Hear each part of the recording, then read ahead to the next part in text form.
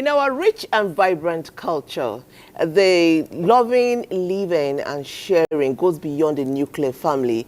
It embraces the extended family very, very warmly.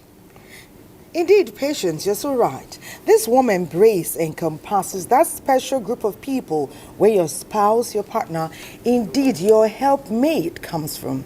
You know who they are? Yeah. Your in-laws. Indeed, yes. In-laws hold a central place in our family dynamics. Oftentimes, they shape how relationships thrive, particularly in Africa and, of course, in Nigeria.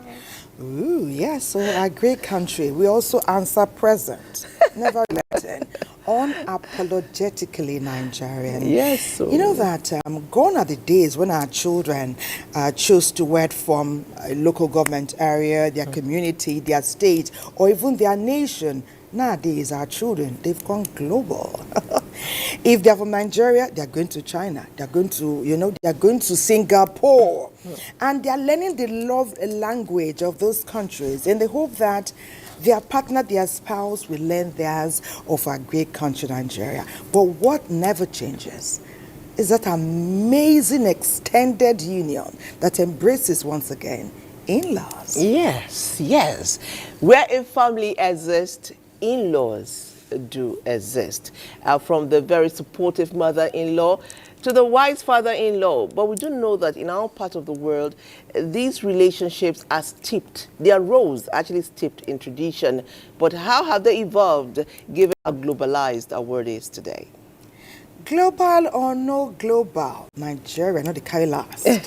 So if you are bringing your spouse to Nigeria, you'll be asking yourself, who will tell my American mother-in-law about Omugwo? Okay. Patience. Anyway, our aunties will, I think. Who will tell the Brazilian father about the list and about the bride price?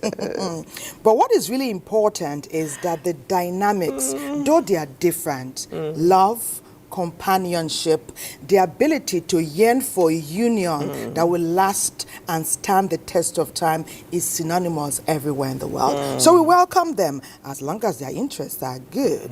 On this beautiful morning, we ask you to please walk into the Weekend Deal studio. Accompany us on this interesting journey where we focus on in-laws from Nigeria and everywhere else in the world. My name is Thelma Obaze. Welcome. And I am Patience Eloyi Abba. We will focus on the responsibilities, expectations, and the realities because it is your favorite weekend show, Weekend Deal, coming to you from the network service of the NTA. You know how we start the show, right? We'll first go to the newsroom, and I do know that Sawa is waiting to take us through the morning news. Good morning to you, beautiful sister. Good morning, ladies. Here are highlights of the news. Federal government, with the support of World Health Organization, are upgrading and revitalizing 88 primary healthcare centers in Nasarawa State to provide quality healthcare services in rural communities. Aliyu Tijani reports that the reforms seeks to target increased access to healthcare services in the state. The intervention is being implemented under the Immunization Plus and Malaria Progress by Accelerating Coverage and Transforming Service Impact Project, which aims to improve facilities across 780 primary healthcare centers in the state. Equipment have been provided to 147 primary healthcare centers, while 88 primary healthcare centers are currently being upgraded.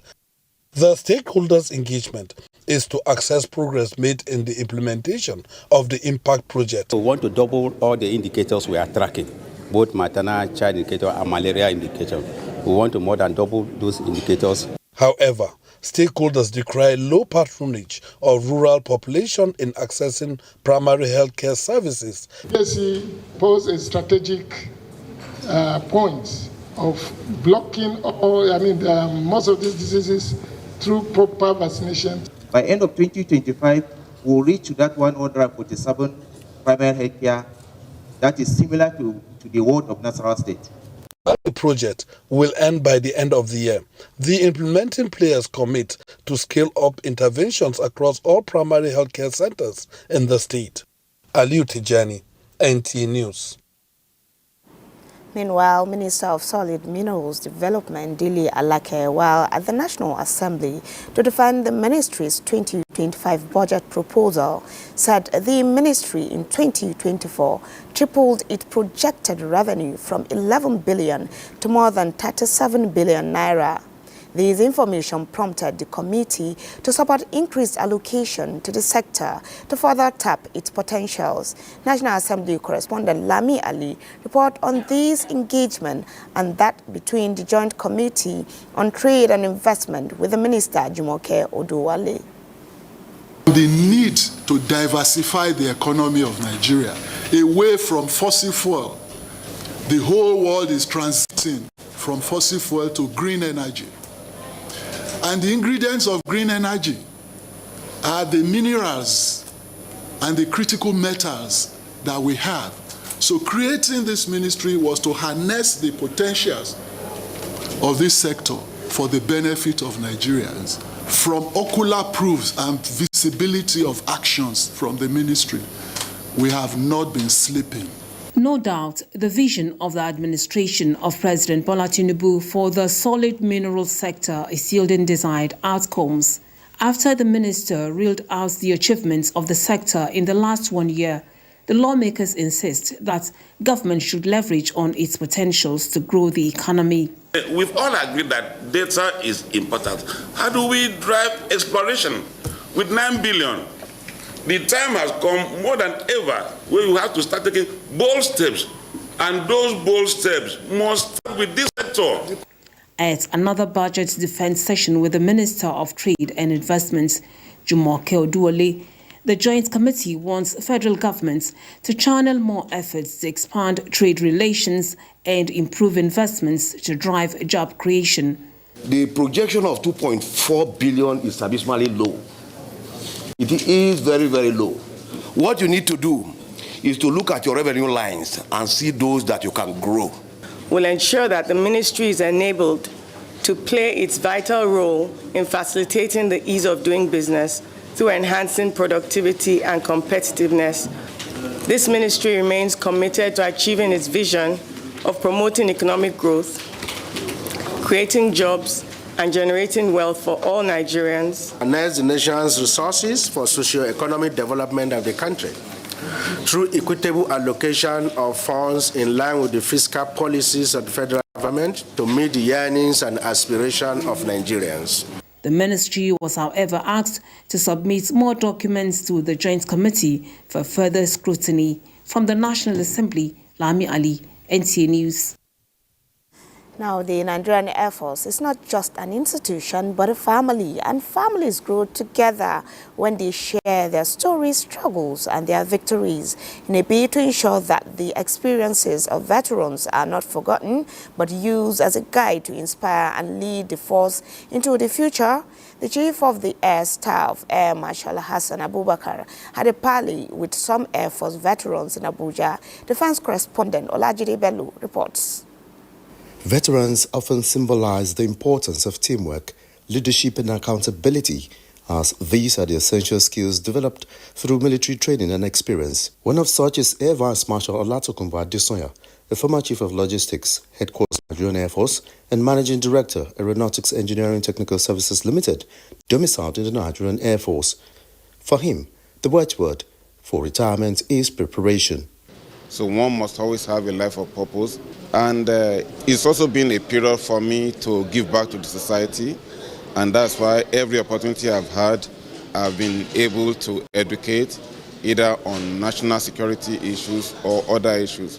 This gathering, therefore, by the Nigerian Air Force and its veterans is to further strengthen the synergy, to continue to tap into the vast experiences embedded in them and to reassure them of the Nigerian Air Force commitment to their welfare. Each and every one of us here answer the clarion call to defend our dear nation and so deserve to be celebrated. The Nigerian Air Force and indeed the Armed Forces of Nigeria will continue to draw from a wealth of experience and continue to build on your legacies. The Air Force is evolving, but it would always stand strong, grounded in the unshakable principles that had been instilled by veterans who had built it. Olajide Bello, NTA News. Moving on to politics now, the leadership of Both to Both, a support group under the ruling All Progressives Congress (APC), is urging Nigerians to be patient with President Bola Ahmed Tinubu-led administration as steps are being taken to address the prevailing economic hardship in the country. The leadership gives this indication while distributing palliatives to APC members in Ndemili South local government area of Anambra State. Steve Lona Nwokolo has details. The group, while acknowledging the hardship being faced by Nigerians, expresses optimism that the present administration has the capacity to turn the situation around for the better.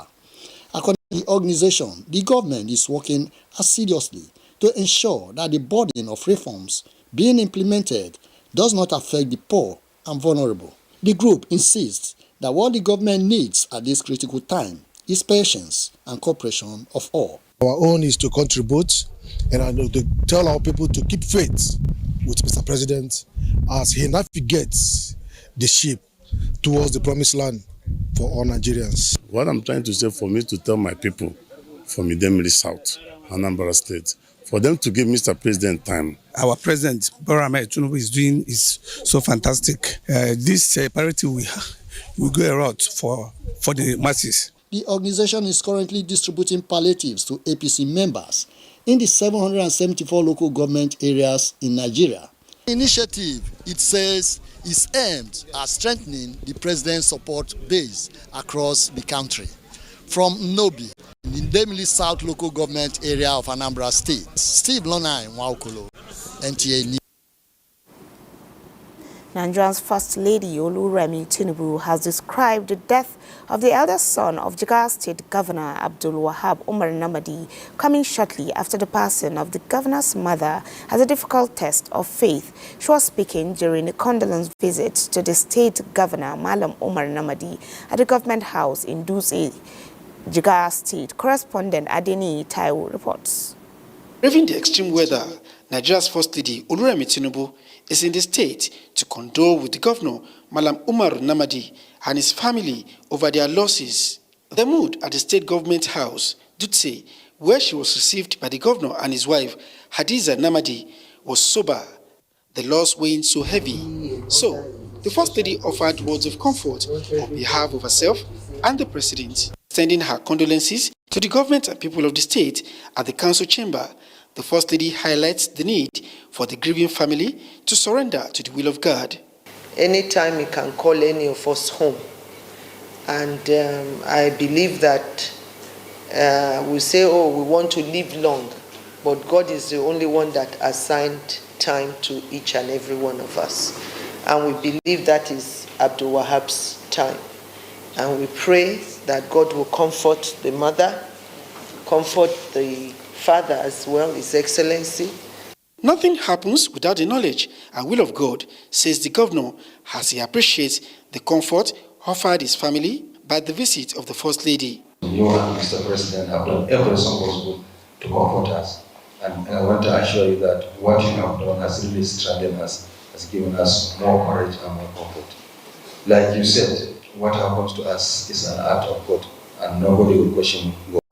Wife of the Vice President, Hajia Nana Shitima, offered a special prayer to God to grant the souls of the departed Arjana Fridaus and comfort to their grieving family. From Dutse, Jigawa State, Adeni Taiwo, NTA News.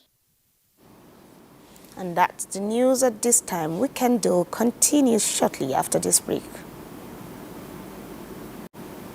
Thank you so much. Thank you, so much. Always great to listen to you disseminate information. Okay, so I think it's time for us to go on our first break. It's all about the traditional roles of in-laws. Mother-in-law is supposed to do only omugwo.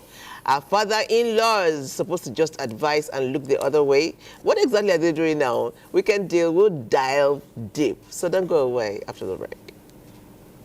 It's time to honor the bravery and sacrifice of the Nigerian Armed Forces. Join us at the 2025 Armed Forces Remembrance Day. His Excellency Bola Ahmed Tinubu, GCFR, President and Commander-in-Chief of the Armed Forces, Federal Republic of Nigeria, and Grand Patron of the Nigerian Legion, invites you to a series of events as we mark the 2025 Armed Forces Remembrance Day celebration. In preparation for the main event, interdenominational church service will be held at the National Christian Center, Abuja, on Sunday, January 12, 2025 at 2 p.m. The main event, wreath-laying ceremony, will take place on Wednesday, January 15, 2025 at 8:30 a.m. at the National Arcade, Abuja. Let us come together to celebrate our compatriots who have made the ultimate sacrifice for our nation. Some bled, some were maimed, others paid the supreme price to serve our sovereign motherland. Armed Forces Remembrance Day 2025, appreciating the Nigerian Armed Forces. Hey Nigeria, ready to breathe cleaner air and save money? Let's talk about gas. Drive with CNG, the smart, cost-effective choice. Fill up for less and travel further. Save money, save the planet. Switch to LPG for cooking. It's cleaner, healthier, and better for environment. Say goodbye to smoke and eye problems. Do you know Nigeria is a gas nation ranked 9th globally with over 209 trillion cubic feet of gas reserve? Gas isn't just for cooking and driving. It powers industries too. Cleaner, cheaper, and more efficient. And the best part, conversion centers are popping up everywhere. It's never been easier to switch to gas. Join the cleaner energy revolution. Choose LPG for cooking and CNG for your vehicles. Clean energy for brighter future. This message is brought to you by the Office of the Honorable Minister of State for Petroleum Resources, Gas, supported by the Nigeria Midstream and Downstream Petroleum Regulatory Authority, NMDPRA. The federal government of Nigeria warns vandals of national assets, electricity transmission towers, cables, and other facilities to desist from this act of sabotage. Vandalism is a serious crime punishable under the law. Vandalizing electrical equipment will affect millions of Nigerians, including your loved ones. Remember that national assets belong to all of us, hence the need to protect them. Report all cases of suspicious movement around electrical facilities to security agencies. When you see something, say something. This message is from the Federal Ministry of Information and National Orientation in collaboration with the National Counter-Terrorism Center, NCTC, Office of the National Security Advisor. Tuesday night football. Atalanta. Samajic, shaping up to shoot! This is Zappacosta! Juventus. Conceição and Timothy Weah applies the finish. Atalanta versus Juventus. Live on Sporty TV. SportyBet sponsors coverage of the Italian Serie A.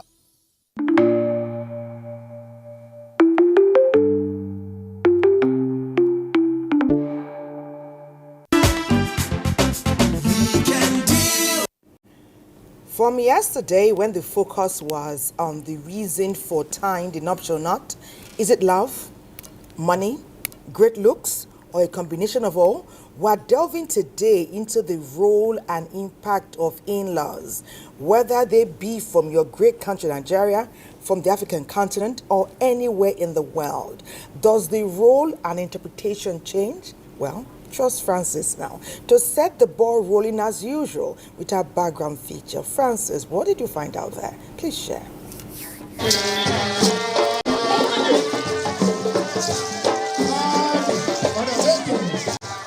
In Nigerian culture, marriage is not just a union between two individuals. It is a bond between families. In-laws, as essential members of this extended family network, play important roles in the lives of married couples. While traditions surrounding in-laws remain significant, modern realities have reshaped some of these expectations. One of the most common challenges in Nigerian marriages is the delicate relationship between brides and their in-laws. These challenges may arise due to several factors. Women are very, very possessive. They like privacy and they like to be given space to organize themselves and do things their own way. Even if the mother-in-law mean well and whatever. But the mother-in-law should also understand this. Because sometimes some of these mother-in-laws are very, very problematic. But some, to be fair, are very good.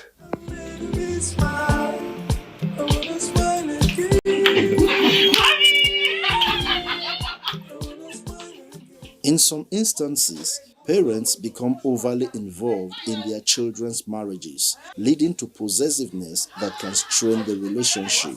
No matter how much you love your son, you must allow him to run his home. Even no matter how much support you are giving him to succeed in his marriage, you must allow him some space because he's become of age. Some mother-in-law go to the extent of dictating to their son on how to give, what to do to the wife, how to manage the home, how to do whatever. If the woman is not doing this, please do this. And you get bad influence, bring bad influence into the marriage. Some mother-in-laws will visit without notice. They just bump into the house.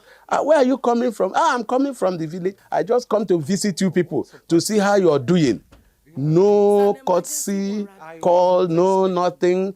Just come. And then what do you expect such a woman to do? The wife will be worried.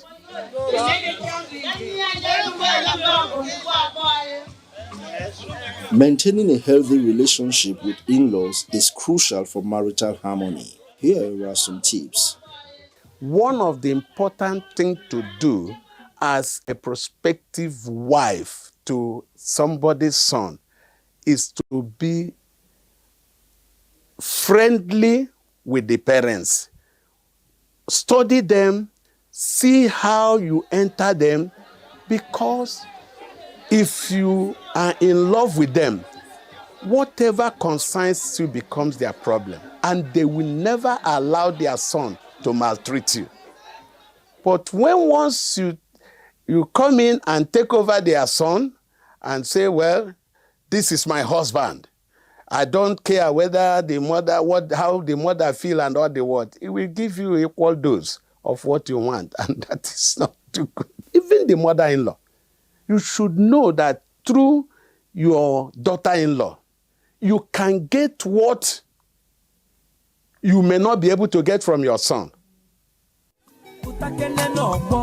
In-laws play an undeniable role in the dynamics of Nigerian marriages. While traditional expectations persist, modern realities demand adaptability and open-mindedness. If you are a woman, don't pray that your mother-in-law should die before you get in, because you don't want the trouble of mother-in-law. Because you too are a potential mother-in-law. If you pray that, and then it works for you, and then maybe your son wants to marry, and somebody pray that you die. You see that it doesn't make any sense. Our focus on Weekend Deal today will be on the traditional role of in-laws in Nigerian marriages. Thank you so much, Frances. What comes around goes around. Today you are young and you're praying that your mother-in-law dies, like Mr. Emekwe just said. Tomorrow you are going to be the mother-in-law to be, and one young girl is going to kabash and pray for you to die. So we should be careful of what we wish for. But what exactly are the traditional roles of mother-in-law, of in-laws, not just mother-in-law? NTA Enugu will tell us more. Hey,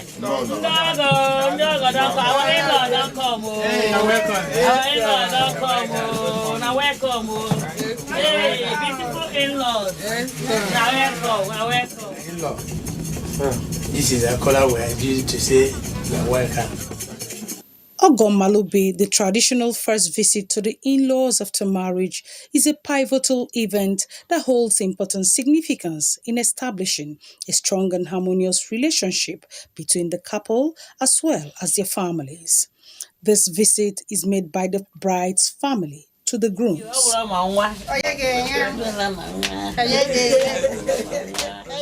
For the bride family to visit the groom's family as a means of internalizing their tie, strengthening their tie of marriage, the bride's family has to visit with keg of palm wine, good Igbo palm wine, then 4 big Igbo kola nuts. Now, what does this signify? It means the kola nut is a binding nut fruit that binds the two families. And whenever you break the kola nut, you find that it has so many splits with so many resemblances. Now, this split shows different people from different backgrounds coming now together in one knot, in agreement, in unison, to work as a unit. We are happy you have now come to see the place where your daughter is being married. Yes, sir. So we are happy you've come. And then we are welcoming you and telling you that you are free to come anytime and then stay with us. A visit to the in-laws holds some cultural importance in many societies, one of which is creating an opportunity for cultural exchange where the newlyweds learn a lot about their in-laws' customs, traditions, and values. When you have a family, it's two people coming together from different cultures. But this visit offers them a kind of forum to look at their cultural differences and then begin to blend, not just the bride and the groom, but the entire family. So that's why it's very, very important, because it offers the forum for blending, for unity, for relationship, and it shows acceptance. This family has really accepted the other family.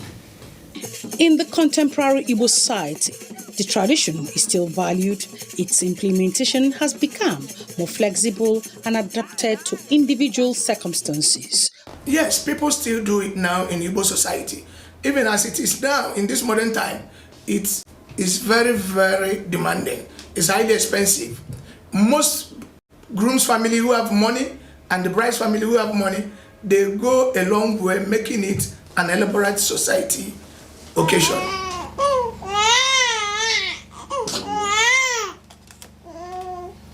While in modern times, the necessity of waiting until the Omugo period, that is the traditional Igbo postpartum care period, to visit the in-laws has evolved. Due to flexibility in timing, modern couples may choose to cancel Omugo visit or any other visit because of various circumstances. The Omugo period is exclusive to the mother of the bride.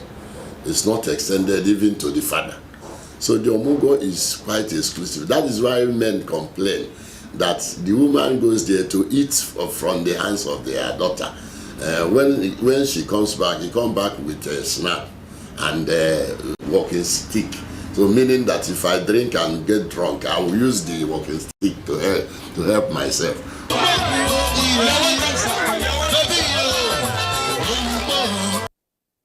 Wow, the role of our in-laws, right? And were we to harness our extended family well, it would be a plus for certain that the love and the sharing will continue on the more expanded territory. Well, we have people who have been doing it for a long time, talking to couples before they get married, when they are married, getting them to understand what the union really, really means. We're mighty glad to have them with us today. In fact, they are family members. They've been here before. Today, we glean again, from expert advice they'll be sharing. Let's meet, greet, and welcome Dr. Emeka and Mrs. Chiado Inegbu. Doesn't end there. They are married counselors. And they are doing it assiduously on a regular note. They're the head premarital counseling program for the Family Worship Center worldwide. We see their profile, we get to meet them.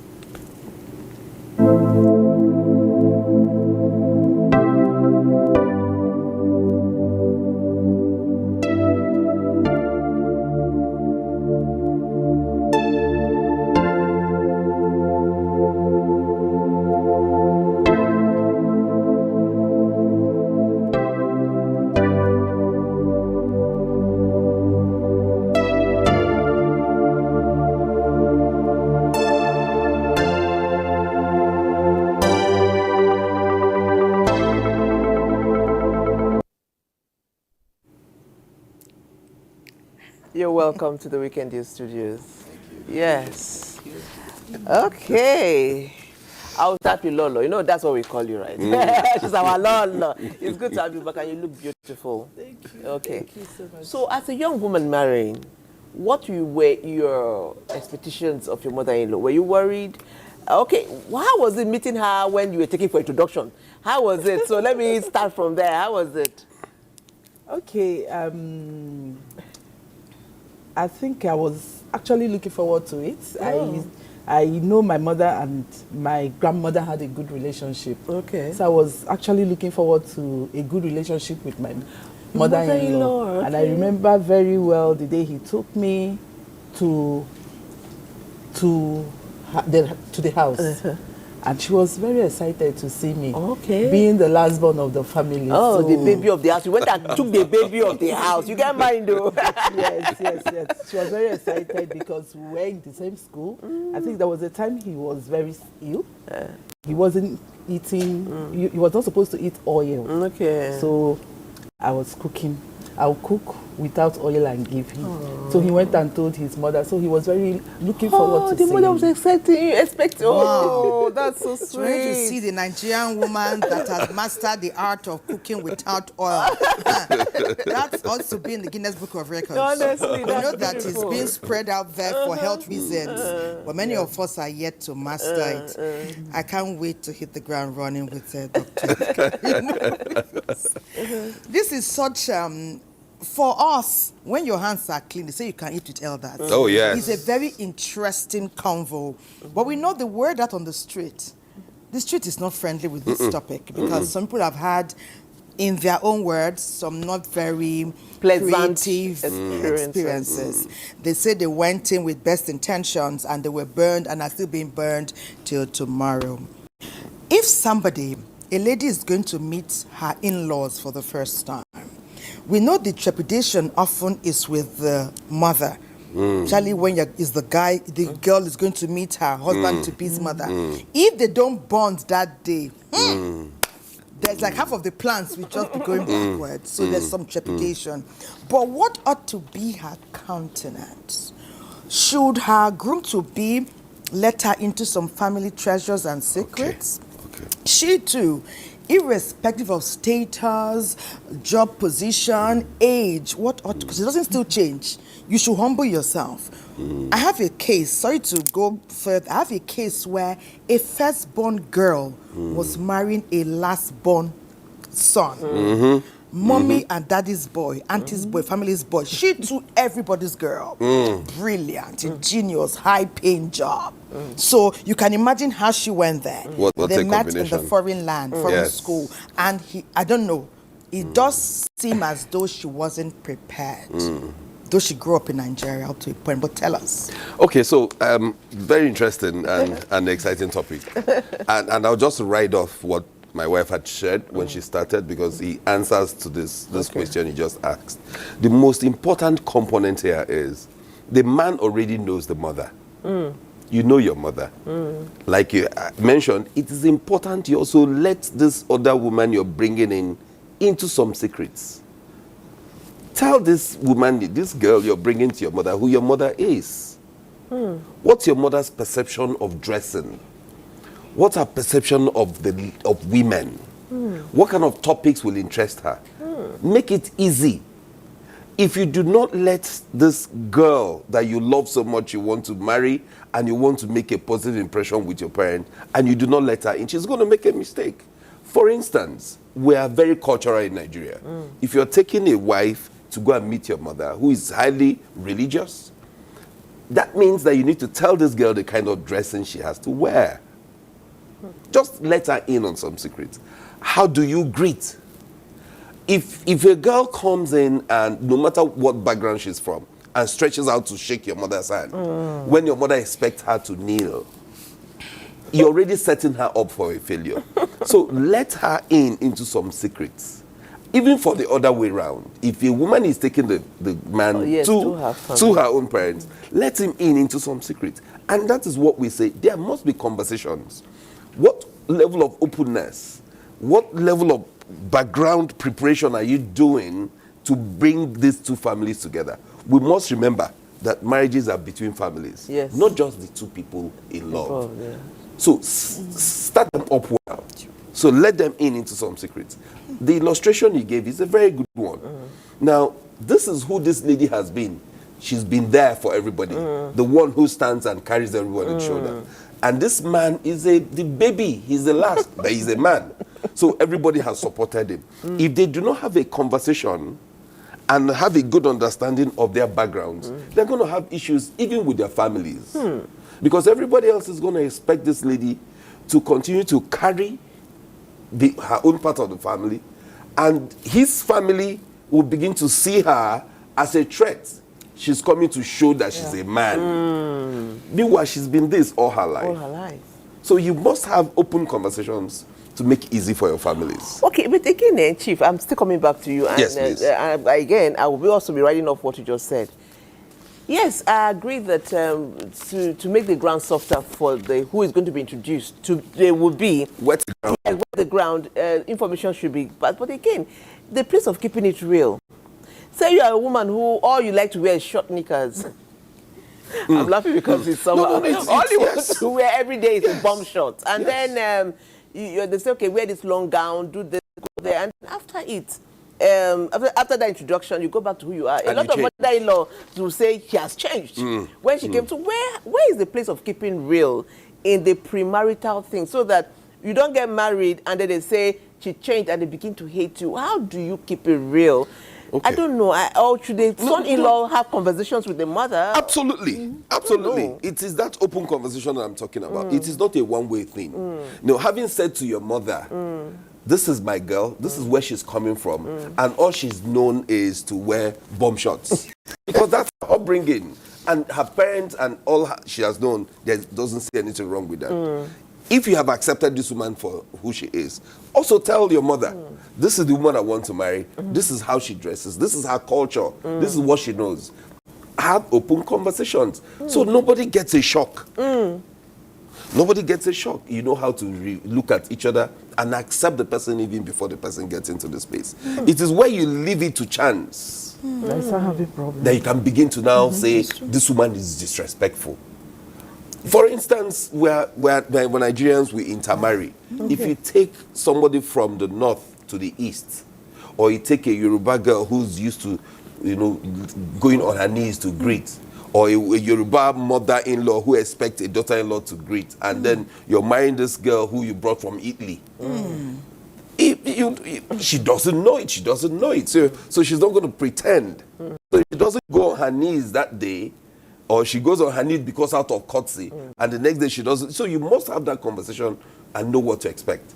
Expectations are important to be discussed. Interesting. Before Lolo comes in, there's one fact we all know. People are difficult generally. We have good people and difficult people. And these difficult people grow to become in-laws. The big question here is, how do you handle difficult in-law? NTA Ibadan is up next. Tell us.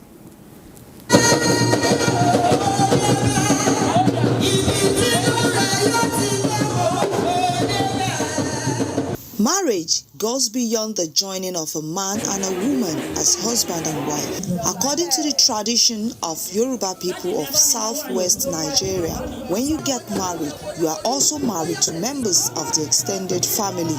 In view of this, it is expected that in-laws known as Ano in Yoruba land should be respected. You have to respect all the in-laws, whether a youth, middle-aged, or even people who the bride is older than, because Yoruba say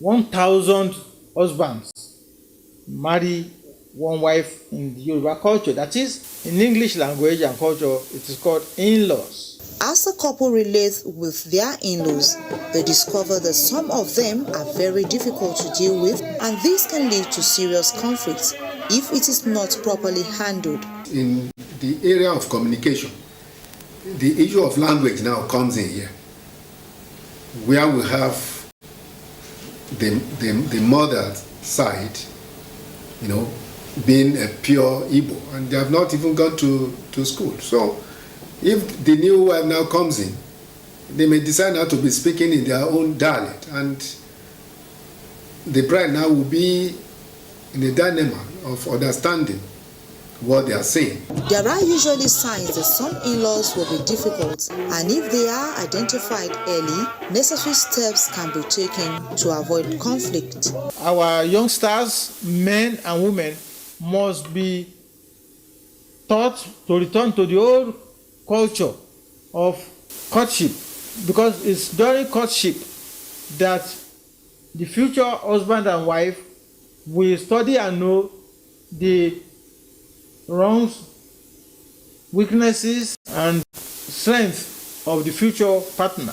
It is then you can correct and regulate. She's a type of mother that is overprotective. She used to protect her son. Please, if you know you cannot really stay in that marriage, or let me say, if you know you cannot cope with such, you need to quit. However, when rancor occurs with in-laws, the parties concerned must reflect on what their role should be and be intentional in carrying out such roles so that peace can reign in their home. Don't sacrifice your mom to please your wife, neither must you sacrifice your wife to please your mom or family. You try to control your emotions by being silent at times. Depending on the number of minutes you use. When you are silent for about 2-3 minutes, you see that the whole thing will be coming down, and before you know it, you forget about that. The issue of strained relationship with in-laws is not limited to Yorubas. It cuts across all tribes, and as such, there is a need for those having such an experience to appreciate one another and join hands to build a family that radiates love and joy.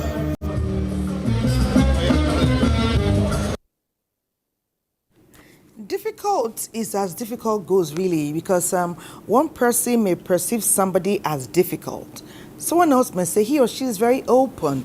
I like the fact that they hit the ground running and they tell you like it is, you know. Some people say, I like her or I don't like her because she keeps it too real. But all of that, we have experts in the house who will be talking about all of this. And we can't wait to continue. Well, our last guest has joined us. He is also a family member, Imam Shuaib Agbarere Mustafa, the Chief Imam Peace Court State Mosque, Lokogoma here in Abuja. His profile will usher him formally into our discourse.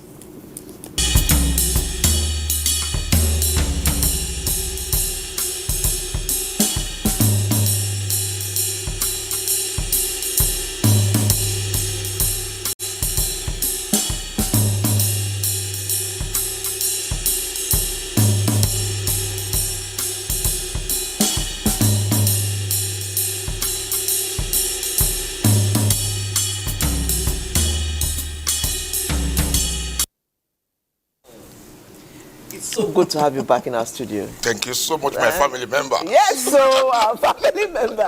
And you look great, sir. Thank you so much. I'm good. Yeah. Good. Thank you. It's obvious. Happy New Year. So tell me. Same here. My person. So she's your together. person. No, I say we are family. We are together. She's your person, One big family. Okay. You are my personal person. My PP. Thank you. Okay, Good morning. So, yes, good morning. The conversation actually started yesterday. We've dovetailed into the traditional roles of in-laws. But yesterday we talked about when you're marrying, what should your emphasis be, for money or for love?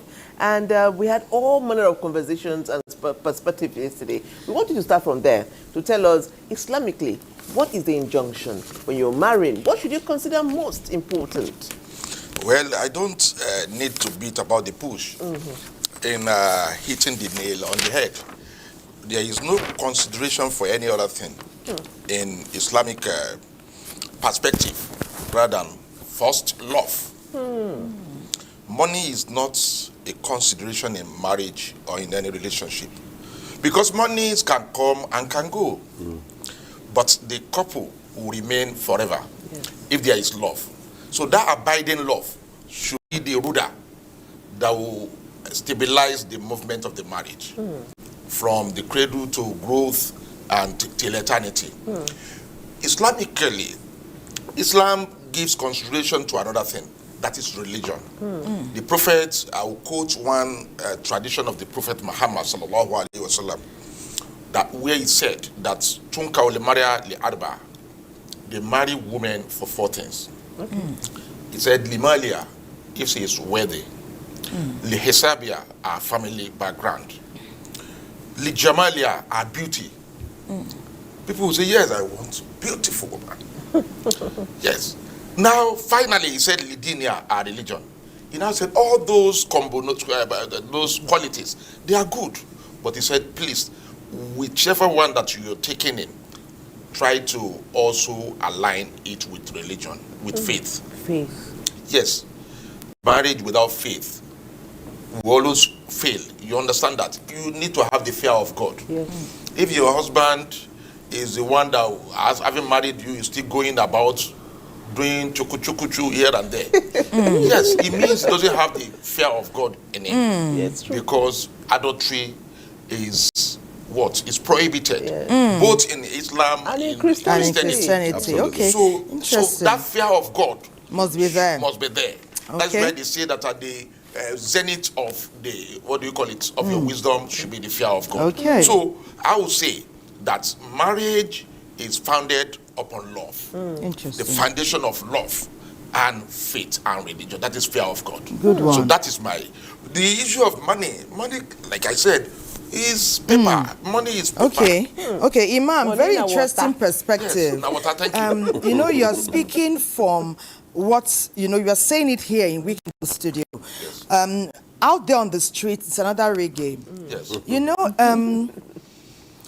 that may be how it ought to be. Yes. Is that the way it really Practically, is? yes. Right now, the grammar we're hearing, am I going to eat love? But what happens when, because I hardly know of a love that can triumph without financial support. Are we now saying, and you also mentioned adultery, you know, what if one party chooses to be on the road, he's responsible for his actions. That's up to him. Yes. It's not binding on, the woman has chosen how she wants to be. Or if it's vice versa, Yes. the woman has chosen how she wants to be. Yes. It's not binding on the partner. Yes. You be where you want, how you want. Yes. But let us bring those two together. Yes. How do you expect either the man or the woman to propose love, to enjoy love, and not to bring in finance?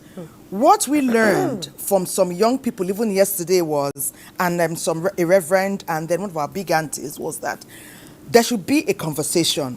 He has followed it up today, even without being a part of the show yesterday. There should be a conversation. How can you tell me you love me? You don't tell me how we eat, what your plan for me is, where you want to place me, assuming the lady is not working. Like most people are marrying young now, especially in Islam. Muslims, they marry as young as 20, 21, 22. The lady is barely out of university. So what happens in such a situation? Yes, thank you. And that is a beautiful question. Let me start from, number one, the perspective of potentialities. If a man approaches a woman, a lady, I will even bring it down to my own experience as opposed to when I married some 24 years ago. Now, I had nothing then, but I was called to the bar, and my certificate that I hold was very dearly to me. I believe this is my ticket to meal. This is my ticket to greatness. This is what will propel me to earn money and to be fine. Today, the woman is enjoying. Okay. She might be watching me. She said, that is my man. Hello. She said, that is my man. Then I had nothing. In fact, some of our friends were telling her then that I had this ugly guy. No, I'm only saying it because we're just coming out of school, looking. Having sojourned, in fact, I can see I want to jump in on this one. Because this is very typical. Yes. This is very typical. That's how our story is also. Yes. You see, to answer the question and then right off the back of what he said. Thank you. A man can be nothing today, but he has value. He has something, he's going somewhere. And he has potential. And then he says to a young lady, come with me on this journey. Yes. I may not have the money right now, but this is where I'm going to. Yes. And they both agree to start at the level where they are at that point. which is also our story, which is what he's talking about. Exactly. He found a lady who was willing to start with him small. And over time, they have grown and they have become better and we are enjoying. Exactly. But we didn't arrive like this. Exactly. overnight. So that's Tell the in-laws, though. It's the in-laws you will tell, but that's our focus. I think if you have Yes. a lady also, Yes. you No, can the in-laws. Yes, you can also say something. You know, there's a key word there. They had a conversation. Yes. We had a conversation, and I told him, okay, like, what's your 5-year plan? Wow. Yes, what's your 5-year plan? You know, and I saw the potential, and I agreed. But today, there usually no conversation. The woman doesn't know where she's going to. And the man has no clue where he's going to. Yes. You know, because if you tell a lady, this is where I am, this is my reality, but this is where I'm going to, a lady will follow you. But if there's no clear road, a lady who knows what she wants, I have to put it, a lady who knows what she wants. But usually these days, they are planning a wedding. Not the marriage. Not the marriage. They don't know that after wedding, you need to eat. Yes. You need to clothe. You need to do so many things. No, They are I'll get there. I'm driving to so, that area. so that's the problem today. If two people can sit down and decide this is what they want in life, they will make it. Yes. But take us to the role of the in-laws. Okay. Because you have had the convo, you have agreed. Let's go back to that first-born girl, last-born boy. You've had the convo. Your certificates have been called to the bar. Hello, you were called. Were your in-laws called? Okay, so let's talk about the in-laws here now. Let's use that illustration you gave about the in-laws. You see, where a lady knows that all this man has got is his certificate, his degree certificate, and does not communicate that to her parents, there will be faulty and false expectations. The parents, the girl's parents, in-laws will begin to expect this young man to begin to do what he may not be able to do. And if the girl had also very big ideas, and then again, I think it's something that is changing. 2-3 generations back, parents used to bring up children and begin to expect that when they marry, the children will take care of them. I have no plans for my children to take care of me. We're going to make and have enough money to support them. Wow. And not have them take care of us. I'm sure you're not planning for your children to send you food. You're changing the narrative. We're changing the narrative. But if they were to wish to and want No, to, if they want to, it's my responsibility to. You see, even my own Bible tells me if the parents leave the inheritance for their children's children, I'm not expecting my children to leave anything for me. I want to be in fact, I remember the stories I've heard about my late father-in-law, who used to travel to the cities where the daughters are. He will arrive at the hotel, sit in the hotel, and let them know I'm in town. Do you understand that kind of concept? Not the one that mama will carry bag and arrive and knock on the door and just say, I have arrived. In fact, if you have conversations as young couples as you're starting, you should tell yourself, see, this is who we are. We may not be able to accommodate our parents to come and just dump on us, but we will love them from far. This is the little we can take to our parents on a monthly basis. We'll support them with this. This is what we can do for them. But we will tell both our parents, nobody is going to come in on us unannounced. Tell your parents, I will tell my parents. Not the other way around. I won't be the one telling her parents. She won't be the one telling my. I'll go tell my parents, see you, we live in a 1-bedroom flat. We will not be able to accommodate you now. Give us time. Give us 2-3 years. But the little we have, we will send to you on a monthly basis. Don't come. Send us food if you can. Nice send us money if you can. Send us help if you send us advice. But don't just come into our home. pray for us. Pray for us. Just like the man who spoke earlier. The man said something very key, which is, if your parents are coming into your home as they wish, they'll be telling you how to run your home. Okay. Allow these young couples to make their mistakes and learn. Okay. From Okay. Our convo, like I said, the studio it's not hot too. It's just warm. But something tells me it's going to heat up just a bit when we return from this break. Now, Nigerians are also marrying outside our shores, not just outside our states, south, east, west, north. They are going global. What happens when your in-laws are coming from Brazil, United States, or the United Kingdom? We'll talk more when we return. Our second break on Weekend Dealers now. Stay with us.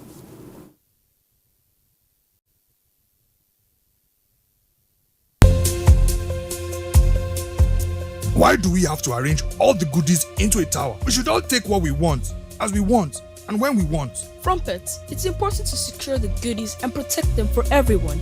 We want to make sure there's enough for everyone, even on a rainy day. I don't see the point.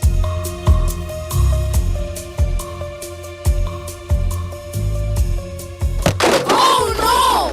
Our tower! No! From Pets! Oh, sorry.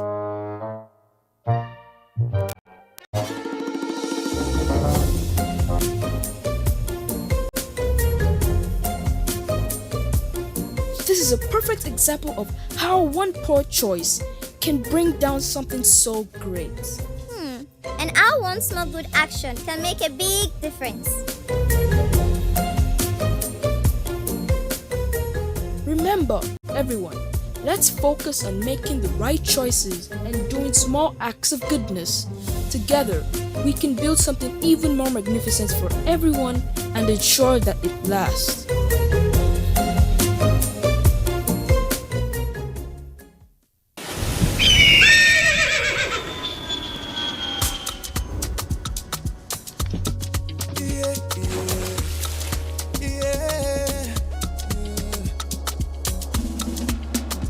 From the Atlantic across the savannah to the Sahara, we raise a land of the free, we know they tire.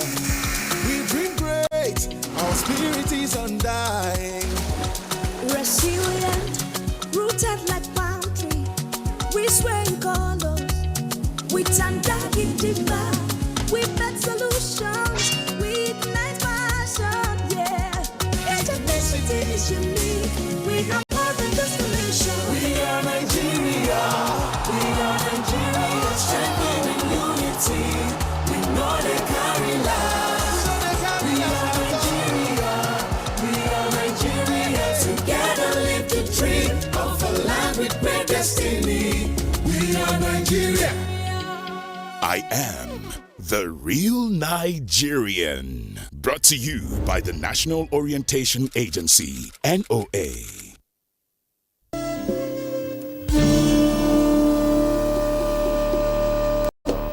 I think Amaka should just move out of the house. Yes. No. Sending her out of the house is not the right thing to do. Oh, there you go again with your sentimental family stuff. Baby, if our aim is to stop this affair, it is best achieved under our roof. You do something terrible and you'll be acting innocent. What are you going on about? Don't ask me that question again. You couldn't even control yourself in the presence of our visitors. What are you accusing me of, woman? My son, I don't know how serious you are with my daughter, but there's something that needs to be done urgently before you move any further. Anything, just anything, just say it. I'm ready to do anything. There is a spell that needs to be removed. A spell? Family forever. The story of our lives.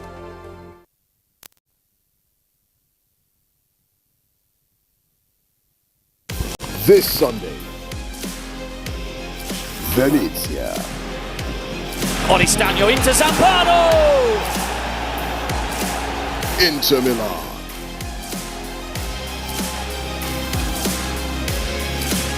Marcus Thuram, this would kill it off! Venezia versus Inter Milan. Live on Sporty TV. SportyBet sponsors coverage of the Italian Serie A. Good morning. Good morning. Why is your sun shining like this? Can't you see that Harmattan season is here? We need to protect our children from this dry weather. What about the invisible germs? Invisible germs? During Harmattan, it's not enough to only protect your skin. You also need protection from these invisible germs. To protect our families, we use Dettol. Harmattan season brings a lot of germs, but Dettol with Germ Defense gives protection from up to 100 illness-causing germs. Be Dettol sure.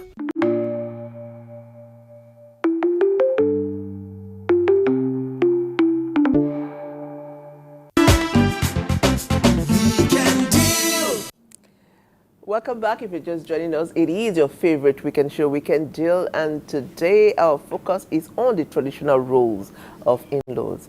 Now, in the in-law wife-husband relationship, what should you look out for? What are the red flags? NTA Kano will tell us.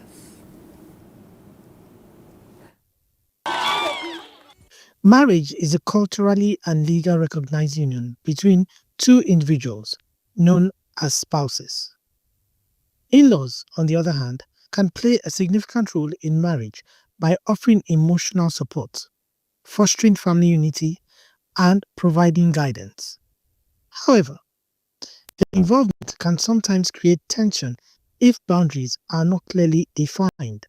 Excess interference or influence over the couple's decisions may lead to conflicts, potentially straining the marital relationships. It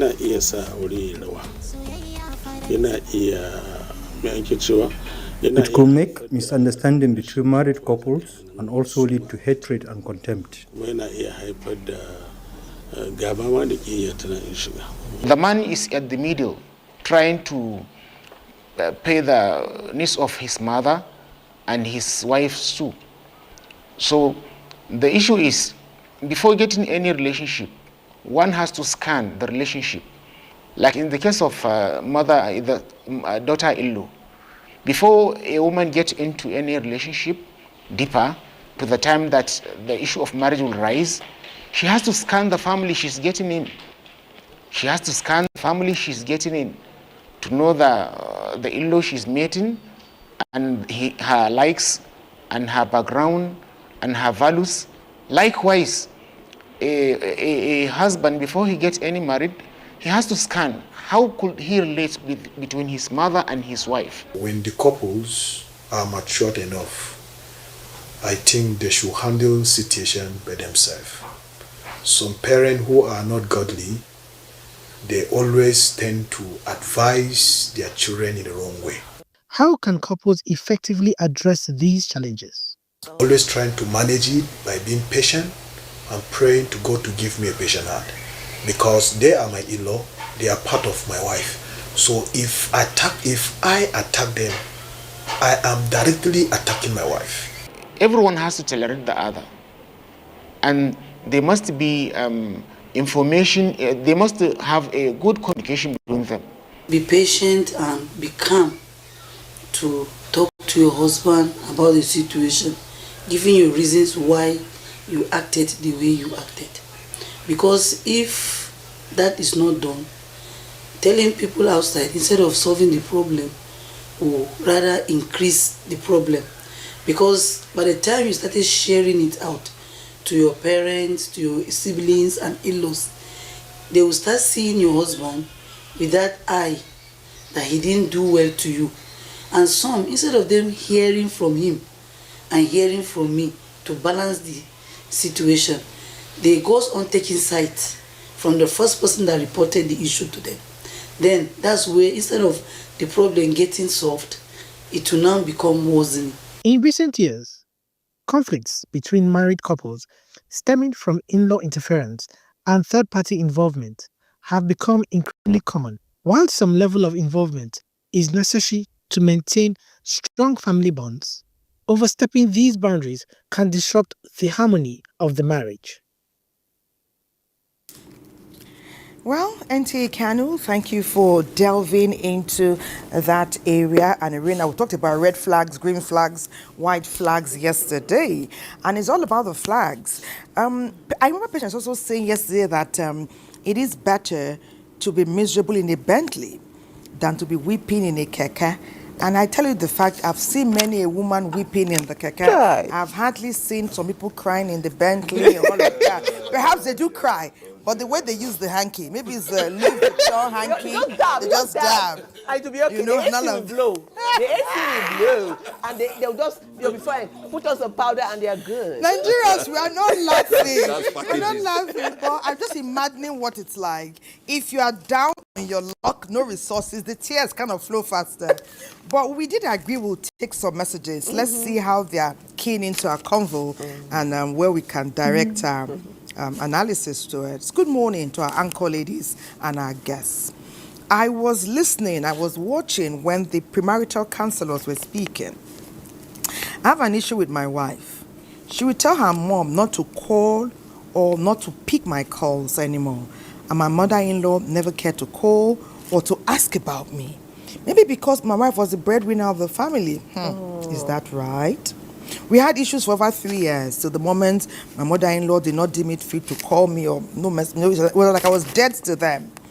We finally separated last year. We are both Muslims. Is that a good mother-in-law? Well, I wonder. We're both Muslims, so maybe we'll need to have Imam come in a little on this, okay? Someone said, Ayodele from Warri says, the major problem we have in marriages today is the white man's culture, where marriage is done without the family members. Some we meet each other without knowing them. So the next thing we hear that they've already done the court wedding. Why are you coming to tell me when you've already gone to court? What do you need me to do? You've already married her. You've already married him. I think we need to follow our traditions and our customs. Someone said, I love this program. God bless NTA. I am learning. Let me take one more. Dr. Emeka, I appreciate your lecture. I have a case on my own side. For me, I've not yet married her. And his wife is also there. I've not married her. I heard about your story. Your own is good. That is not how mine is. I loved my girlfriend. She loved me. We began dating. I was about to take her for introduction before I found out that she was already pregnant. So we didn't get to see the families eventually. Now she has given birth to a baby boy, and I thought this will help families reconcile. The problem is, my parents are against the relationship. They're like, what kind of background are you telling me about this girl? We don't want anything to do with that. And our family is upset. Our daughter has a son for you now.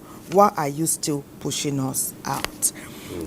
Uncle Mike is reaching us from Boko in Benue State. Boko, Benue State. I think you should respond to the first one. Okay, the one about Islam. The one about Islam. The mother-in-law does not relate to the son-in-law. Why is it? And now they have separated. The wife was the breadwinner. He was having financial setback. Yes, this in-lawship. Yes. In Islam, just like how we have it in other cultures and religions, is very, very sacrosanct. Without having an in-law, you can't have a good marriage. Now, if you have a mother-in-law that is always infiltrating into the homes of the couple, is un-Islamic. You allow them to flourish in their marriage. That is what the religion is all about. Allowed because you have had yours. And the problem we always have nowadays is that, especially mothers-in-law, they want to intrude, they want to know what is happening in the homes, especially if the mother-in-law, I'm a woman, and my mother-in-law, she wants to know, what are we eating in our house? What are you cooking for your husband? Islam doesn't want that. It doesn't want you to long throat. Have your peace, let them have their peace. And vice versa. As men, fathers-in-law, they have their problems they are facing. They don't always look back. Immediately they give out the children, or they marry, they say, yes, peace be upon you. But those mothers-in-laws, I can't say that they should allow peace to reign in the homes of the couple. Because but this man is saying that because his mother-in-law did not step in, that his wife drove a wedge between him and his in-laws, that when they were having issues, he expected the mother-in-law to call and hear from him. Apparently, he was hearing only one side. That is about conflict resolution. Yes. Mothers-in-law, in-law generally, they have a role. The role that they have. I'm talking about the positive roles now. The roles they have is to stabilize the marriage. Because they have gone through that route before. As they have gone through it, what they saw, how they navigate, how they move to the success to the point that they are also now marrying out their own children, or they are marrying into their own house. So it is incumbent upon them to help these young people. When you notice that there is a faction, or there is a dispute, or there is a seeming misunderstanding between the couple, invite them, especially mothers. They are close to the family. You know, immediately they marry out, the mother at times they will be calling their daughters. What is happening in that place? I hope the man is good. If it's not good, don't say anything good, anything bad. Just try to come and say, Mr. Man, I want this, I want that. The same thing with the mothers-in-law in the home. Those people too, they are the closer people to the couple now. The mother-in-laws in the home, they are closer to the marriage. So they should be trying to know what they are going through and help them. What that man is saying is correct, or what that woman is saying is correct. The mother-in-law has that responsibility to help them stabilize their marriage and move on Islamically. And I'll give you an example of my mom. When my wife came on board, yes, I invited her at the time, and she came to our place. Though she mind our business, she never infiltrated into our. What she was doing is to help us take care of the children, our first child then. Each time we had problems, she would just call me. Kale, that is my native name. Kale, I don't want this woman to hurt. Please, don't do that to her. Because at times I will come in, I'll be begging, I'll be shouting. You know, I come maybe from court one day, and I took a lot of bells. You brought it home. I brought it home. You know, how you did yesterday is bad. And you see me, I will just turn another leaf, and the woman will begin to smile. Maybe what I did, she has noticed it. So that is a responsibility of a mother-in-law, a father-in-law. A good mother-in-law. You know, something very key here is there's a concept that is taught in premarital counseling, and it's not just for the people getting married, but to the in-laws now. Is that for every time your children are getting married, if they see that you're gaining a daughter to your side, from the woman's side, her parents should see that they are gaining a husband, a son. They are getting a son added to them. While the man's side is seeing that they are taking a daughter into their family. His mother could do that because she had accepted the wife he married. As a daughter. As a daughter. Yes. So she could easily sit down and say, please now, don't talk this way. Speak slowly, speak quietly so you can win this girl over. Yes. That's the role she was playing because she had already accepted her as a daughter. Yes. And in trying to answer this question this other person asked, is the fact that the mother-in-law who was not listening to him or calling him to check had never accepted him as a son-in-law. So what was it? What was the reason? Maybe like the story, you know, we don't have the full story. I heard you say that the lady is the breadwinner. Yeah, they had issues, yes, so she took up the responsibility. Chances are that the man is not, like they say, putting food on the table. Chances are. That was it. Exactly. We said we had issues. So nobody is listening to Financial him. issues, He's not bringing value. So they do not value him. So they are not listening to him. And so it's not being so much about what the daughter is blocking. If the man is bringing bread, and he's covering his wing well, the mother-in-law will call him. But let me have opportunity to talk to in-laws at all. When you counsel, is it the couple? Are you expanding to get to know their parents? Is there room for that? By extension. Okay. By extension. Some of the key things we say to young people getting married is how to manage in-laws. Okay. And we tell them there are certain steps you begin to take before you even marry. For instance, if you have a young lady who is working and is already supporting her parents. And then a man comes in to come and marry this girl. You must encourage her to continue to in fact, if they already know you, begin to add to what she's already given to her parents to increase it. So they'll say, this son that is coming will do us well. Good one. Let me chip in. Let me chip in there. Good one. You see, there is this adage in Yoruba language. They will say that ana iyawo buruku sefe, but ana buruku losoro. A bad woman is marriageable. Yes. And a bad man is marriageable. Yes, a bad man is marriageable. Is marriable. But let me tell you, bad in-laws are worse. You can have your couple, your husband, and you turn her or him better. Over. Yes, yes, you can. Yes. You can rub off. You can rub off. But when you have bad in-laws, Wow. you can't get it right. Wow. So this in-lawship we're talking about is very key. No, none of the couple fall from the Jupiter. Yeah. You have to see where, but you should also look out and know Ask where you are questions. marrying Ask from. questions. Ask questions. Yes. A young couple, young men should look out. Find out where what is the you home want to of marry this from. lady coming. What is it like? Also know the history of that father and the mother, the way they live together. Very true. Very If true. they are those people who live Very like true. lion and sheep, It will come. don't go there because it's coming to It your will house. come. It's come. It will Wow. come. You will replicate it. Whoa, you Except replicate if the in your person is willing. You know, when you identify there is a problem.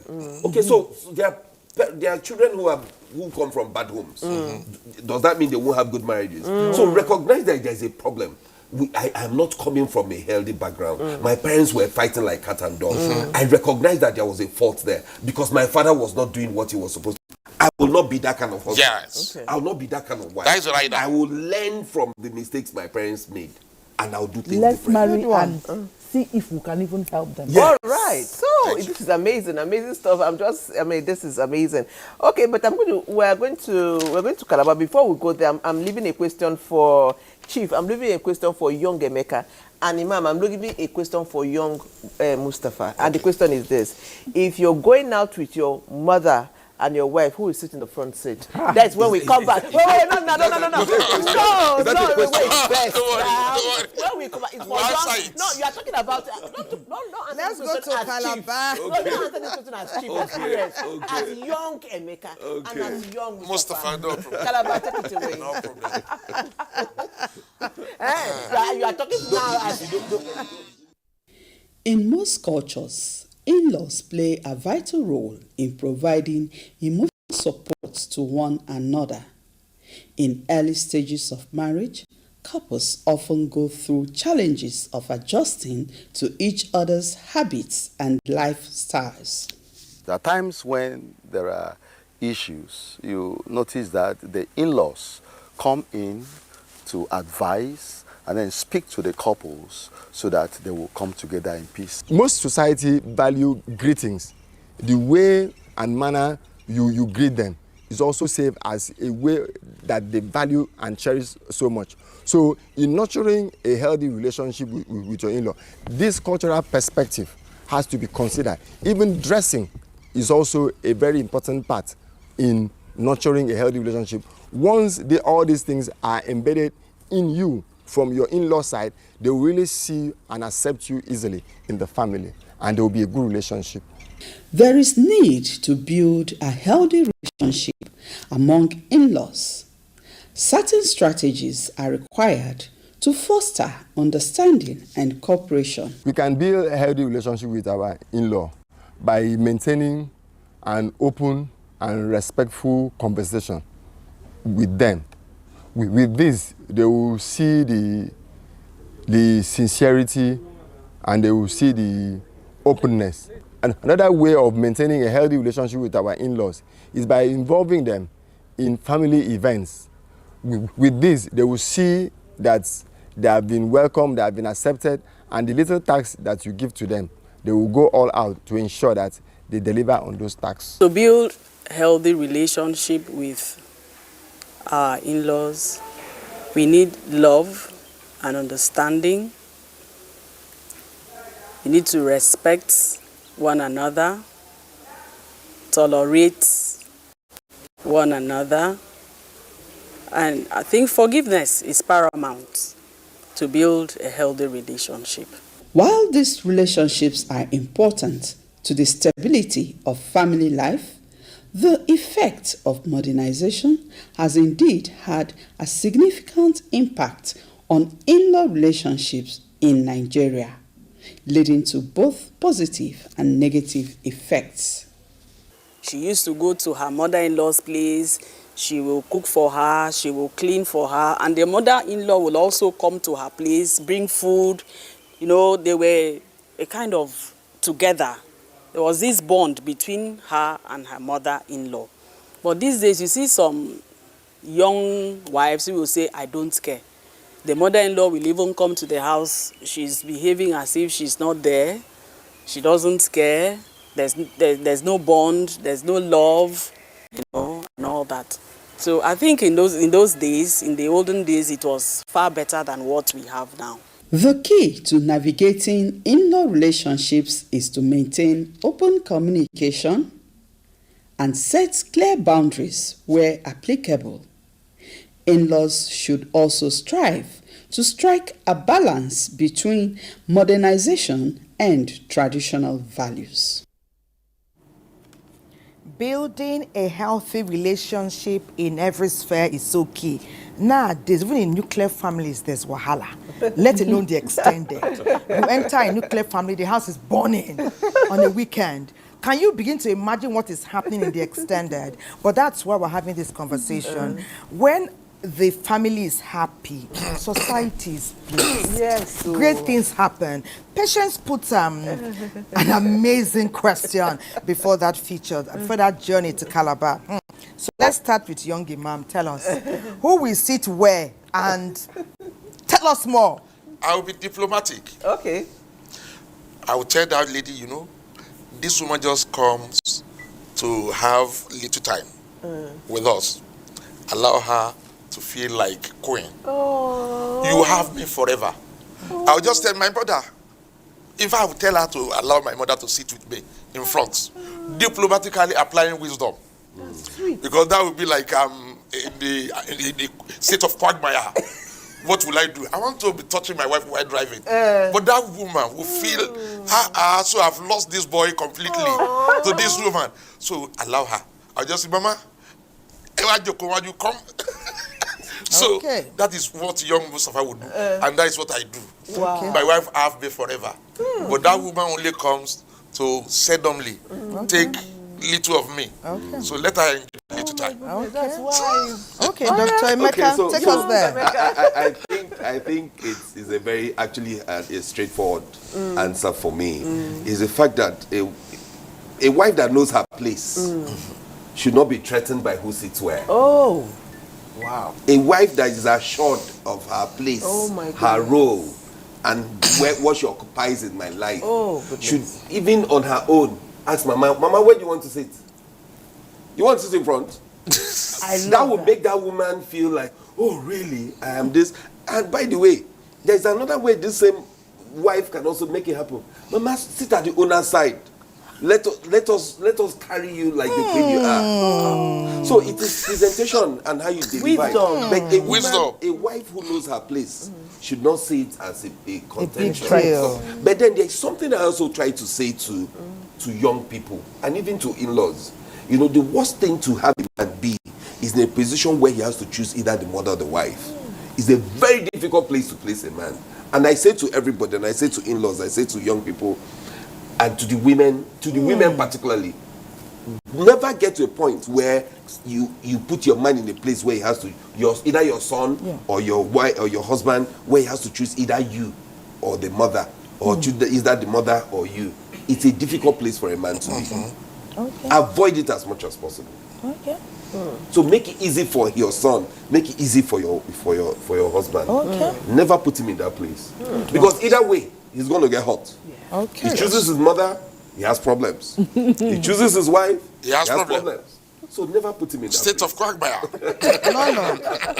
No. We talked about in-laws from outside our shores. We've talked about different roles that in-laws play. What we've been experiencing here in the nation. When they come from outside our shores, what happens? How ought we to comport ourselves to receive them? And what notions oftentimes are they coming? You are counseling couples. Okay, before they come into the shores of Nigeria, already we know my son is dating an Italian or a Brazilian. I should have that understanding, so we should have an open mind. Okay, for example, my son is schooling in America and tomorrow he tells me, Mom, I met this Indian or whatever. First of all, will I be happy? I don't know, but I'll go read up about their culture. You know, I don't think anything will surprise me. I'm talking about myself personally, and I'm encouraging everybody. When your son or your daughter is bringing a partner, have an open mind. Have an open mind. The way you love your child, remember the parents of that person love them, you know. And when they come and they don't, you know, practice what the culture, excuse them. There's no problem about it. It has nothing to do with, the most important thing should be, is my child going to be happy? Oh, yes. Okay, now when we talk about in-laws, red flags and in-laws being difficult, why is it always mother-in-laws? You hardly hear of somebody complaining, my father-in-law. It's hard. If there's 100% complaint, like 98 point whatever, it's mother-in-laws. And the next one is sister-in-laws. You hardly hear of father-in-laws have been a problem, or even brother-in-laws. Why is it women all the time? Is it because they are the ones, because they can hit their tummy? I carried you for 9 months. I carried you for 9 months. Is it the owner? What is it about mother? I don't know. Let me even go. Yeah? Mom, tell me, why are women so entitled? Or should I say that's that? the word. Yes, you have said it. I carried you for 9 months. That is part of it. Yes, you know, women can be very jealous. Women, we have a lot of things in our mortar that we are pounding. You want to tend for the family. You want to go out there and go and earn a living. But those people, women are working too. You're also working. Yes. But you have this tenderliness. Yes. And your own tenderliness can be very soft. Tender and soft. You can see that. They are close to the family. For the mother-in-law, who is the mother of the husband, she's saying that you want to take my place. This woman is coming to take my place. My son has been giving me 200,000 naira before. But this woman, many of them feel like their son is their husband. Yes, it's true. They want to see that their son is close to them. But somebody is coming to take that boy out. There is this rifle. I will be there. For the mother that sends her daughter out, she will also be saying that, this boy is lucky as taking my daughter away from me. My daughter will not be close to me again. Maybe that daughter was the gist partner of the mother. You have separated them. She's feeling that pain where she is. So, and some of them will even say, this lady is the apple of my eye. Immediately the lady reports to the woman there. She will say, Kai, heaven must fall. Why do you want to kill my daughter? I didn't give her to you. And also, we should know that we should be very practical. They lose a lot of things. My mother lost me to my wife. I used to sleep with my mother those days when I was young. Now another woman has another woman is now with me. What I mean, I will be in her comfort. I will be with her. But now a woman is now having me day, night, and every time. It's true. Meanwhile, I also disengaged my wife from my mom. Yes. They were enjoying themselves before. She comes from their house culture to my own house. Yes. I try to supplant my culture on her. So those are the things that make women to be very, what do you call it? To be very petty. Very petty. Emotional about the issue of our in-lawship. So, and I agree with that. God created them that you suffer a lot. When you suffer to give it back to a man or to a daughter, and somebody now take that thing away from you, you feel it. Dr. Emeka, tell me where love and emotional feelings get to entitlement and petty behavior. Downright petty behavior we are seeing today. There's actually a thin line between this thing called emotional, let's even call it what it is, love for your children. Yes, true. If you're not careful, you cross that line, you cross that boundary and begin to be over-possessive. So it's not intentional. Some people actually do it out of love. Yes. They love their son so much, they want to protect the son from this woman. However, there's actually a solution to this whole thing. And it is the fact that every woman should try to build relationship, friendship with your mother-in-law.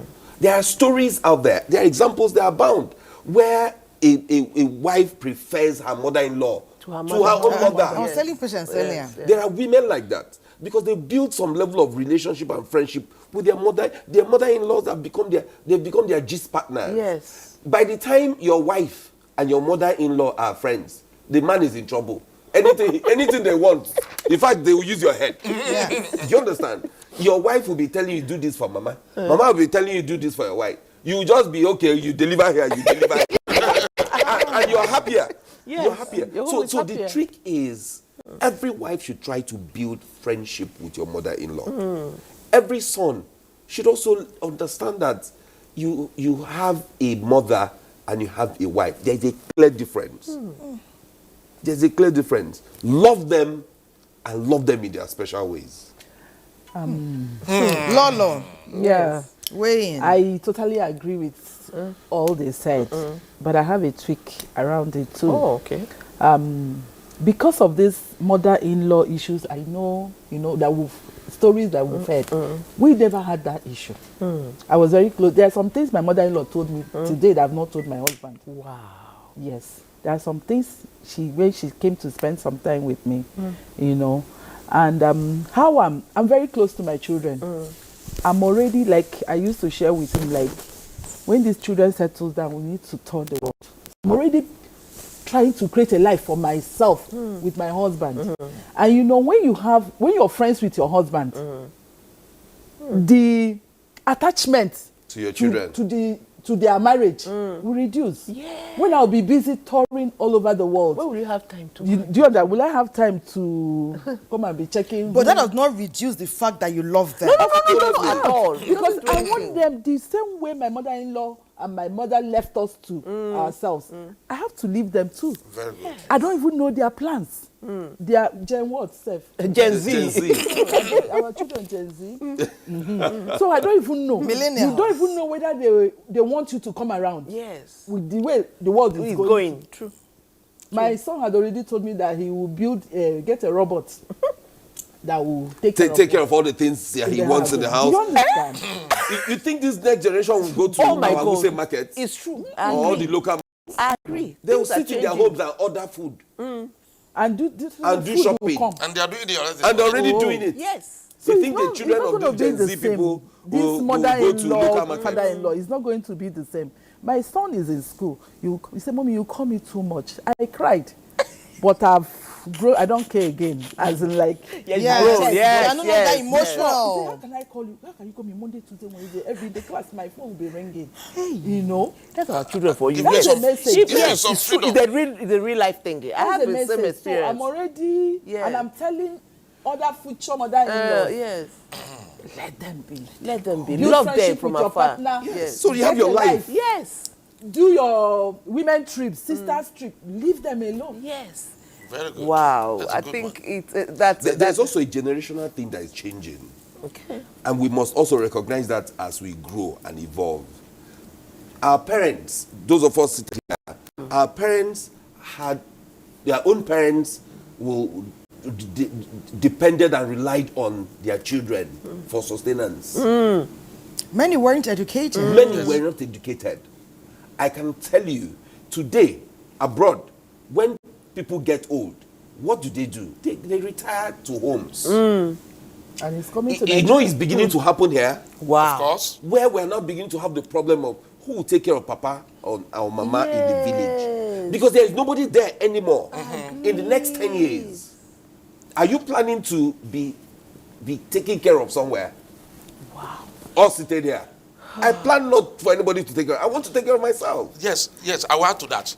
You know, those we live together in the Communal living. Yes. It's changing. Yes, I have my uncles, my wife Siblings, is cousins, also. nephews, everybody's around So, you. You see that rivalry. There will be all these contacts making will be happening every day. So much that you will be having the potentials of a crisis in the family. Your wife, my mother-in-law, she's also my cousin's wife, my sibling's wife, your aunts, my aunt. Together. So now we are seeing it. I'm far away from my village. I'm in Abuja. Yes. It's changing. My mom is not here with me. My mother-in-law, she's also not here with me. You can see that there is this detachment. It has changed. So it's changing. In the next 10 years, what will it be get like? to a place, and that drives us. So what you are talking about, the diaspora in-laws, diaspora in-lawship, it will happen. It's happening here already. It's already happening. So we are getting detached. you see that there is more peace in the homes of the couple now, as against those infiltrations that we used to experience when we are living together. See the word you use, infiltration. Yes. Oh, yes. The period women stay for Mugo has reduced. I can see that women for sure. don't even go and do 6 months. They do 2 weeks, they go 2 back. weeks. My mother told me, you know, I'm a lecturer. Oh, I yes. can't stay as long as Exactly. So that's the truth. Are you planning to go and sit down with any of them first? Do I look like that mother? Do I look like we're talking? And then we see you on the other side. Don't go away, okay? Yes. So I went to my village the other time. Wow. And my beautiful. Yes, my wife was telling me, go and see my mom. Go and see my mom.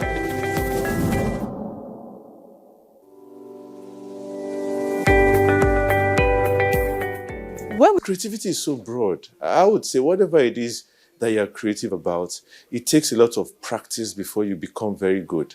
So if it's something you intend to pursue, it's something you have to keep doing. You have to keep practicing. It's not going to be an overnight success, which a lot of people look for. But if it's something you're determined about, but the drawback rather, is that you need what is called staying power. While you're developing your creativity, you need to earn a living. So I know that's where the conflict usually comes in, especially with the hardship in the country and all that. But I think a lot of encouragement from the private sector to create incubator hubs. We've had some of those in tech. We need those across various sectors as well. Incubator hubs where these ideas can come in, be developed, be encouraged, be funded, and then we can expand it from there. Content creation, while it may sometimes get a bad rap, I think it's actually very important because we have to see ourselves. We have to see ourselves living our lives. We have to show and share our stories. I think that's very important. Now, the job after that is to be able to digitize those stories into something that can provide data and insights, that can ensure that we can be able to support whole-scale industry in these spaces, to ensure that the amount of money that each content creator is getting exceeds what is currently happening for many content creators. The same content creator who lives in Nigeria will be earning less than a content creator who's living in the US or the UK or Japan. And we've got to also bridge that gap because most of that is being driven by the ability of the consumers to pay for those goods and also the pricing that many of these platforms have. So I think this is not the job for the content creators and the young people. This is a job for people like myself in the ecosystem who can help support the right pricing, to advocate for the right policies, to support economic development for consumers who want to consume that information and that content.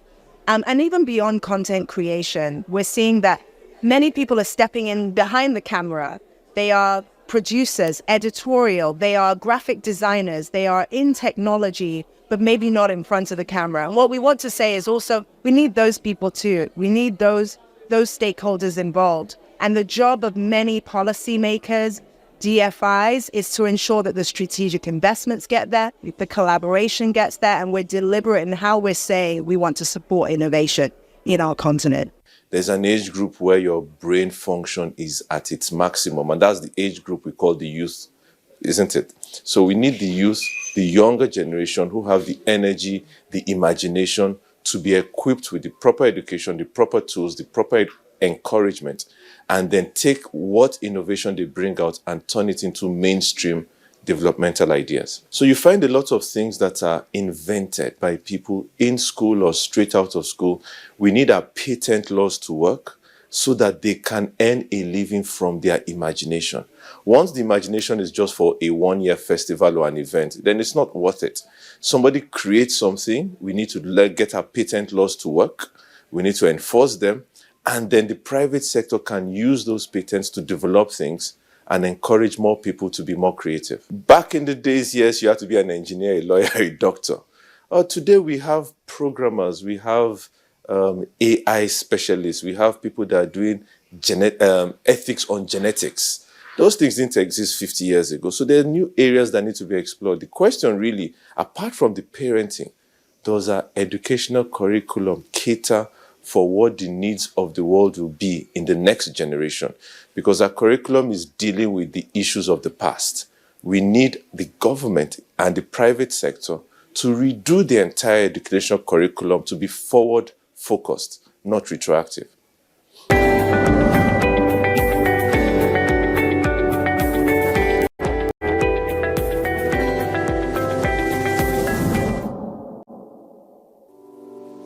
This Sunday, Venezia. Oristagno into Zampano! Inter Milan.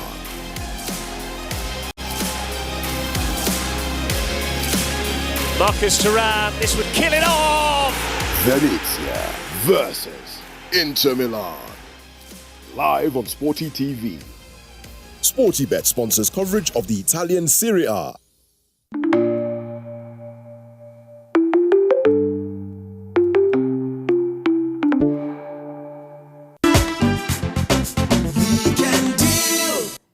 It's your favorite weekend show, Weekend Deal, and our focus today is on the traditional roles of in-laws. Well, of course, we have the classical Mama G and a mother-in-law. You know what I'm talking about? And then we have, of course, the kind, loving, and supportive mother-in-law. Whatever kind of in-laws you have, I think the best way to have a healthy relationship with them is to set good boundaries. But then that question is, how do you set boundaries without offending them? Whatever the answers are, we will be bringing them to the table. But first, let's relax. I mean, the studio is on fire. Let's relax with some music. It is time for Speaker Box. Let's do this. So me so I don't know no. Make them they turn up. They don't see me coming. Are you ready for me? Energy like cocaine. Cream they like cream. When all who I see me enter, then I go bring you to end my love. Share you want to see mental. I don't give them back to sender. Why no? Kolazama. I deliver money, I send a shazam. It in my body, para. Kolazama. Pick up my rubber, remina baba. When I see money, attack. Whether or not the naira, whether or not the dollar, come me, I go pull up with my spada. Oh shit, Peter Baga. Remy get me daddy soda. They spend the money on us and the ledger. Hey, try it, I'm down, nigga. Can't see me, John Cena. And I go to na baba. Elumelu, and a baba. Osedola, and a baba. Bayon Gulis, in a baba. No, Basek, in a baba. Uko Apollo, na baba. And Ojas, in a baba. Many men, they wait up. Kolazama. I deliver money, I send a shazam. It in my body, para. Titi yomo kakao, kusebe kosi pantao, tatatao, so mind over matao. I give them different pattern, this is Latin. We body kuma kakao, we all be kele be bandu, kuma shatao. Energy or the nakao, energy. Go me jiggy. Oh jiggy, shiggy, I mean, CBD. Oh yeah, moonlight baker. How many if we don't drop shenka? Baby bend down, easy Beckham. If your guy dollar, make you shenka. I suppose she locates, but I go buy the shop. My money na alele, I apply pressure. But it's like she my palava, because for high tension. When you must apply your tea, because you must apply plenty. Mismanage my funds on you. All I really wanna do is mismanage my funds. Come, how you go send me money, then I spray the money, then you can't take back. You know, say no, but it's young guy, the rock, I bet no they match up. You will be area boy, they do my things like a ziggy saga. I don't know what is the matter. I go prove to them, say somebody bad, somebody wicked, I go do my best to make all of una vex. Don't come out for my set, I don't intercept. I can put together for research, and you want get keep, put a big jump fence. Ozeba.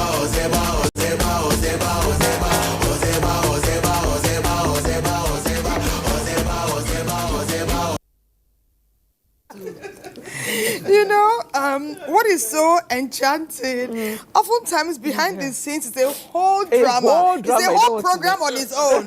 I think a time will come, we need to package the behind the scenes to make for a good viewing for our viewers. Let me take a few messages before we go through the dailies for today. Someone says, hello, Weekend Deal. And this is Anso from Port Harcourt. It says, the problem around marriages today is because both families are not ready to build homes. Most people are after what they will benefit. The boy wants to benefit from the woman. The woman too wants to benefit from the man. That's why we hear things like, what are you bringing to the table? And some parents have not trained their children. Sometimes it's the daughters. They are saying, well, how much is he giving me? You will hear when a daughter has an issue with her mother-in-law, with anybody in the family, she will say, how much does the man even bring? How does that come in? Anyway, answer from Port Harcourt. I'll take 3 more. Someone says here, good morning, NTA family. What if the 2 mother-in-laws visit the house at the same time? Omugwo case now. You know there's been fight. I think people do the Omugwo. How will the partners handle both? Keep that. We'll take 2 more. In a situation where your mother never called your wife, she doesn't even call her daughter-in-law, after the wedding, she just left. It's her son she relates with. She has never given advice about the couple, or even when they have children, she will just call and say, congratulations. And that's where it ends. You didn't tell us where you're reaching us from, who you are in this situation. But anyway, it's noted. And finally, my in-law, this is for national TV. Okay, and there's a situation from Cross River State where You can't read it. I'm going to euphemize. It's from Cross River, I would say that much. And there's an attraction developing behind the scenes. Someone is behind the scene. This is not the spouse. Between the man and an in-law. And he's trying to say that it's the lady who is pushing it.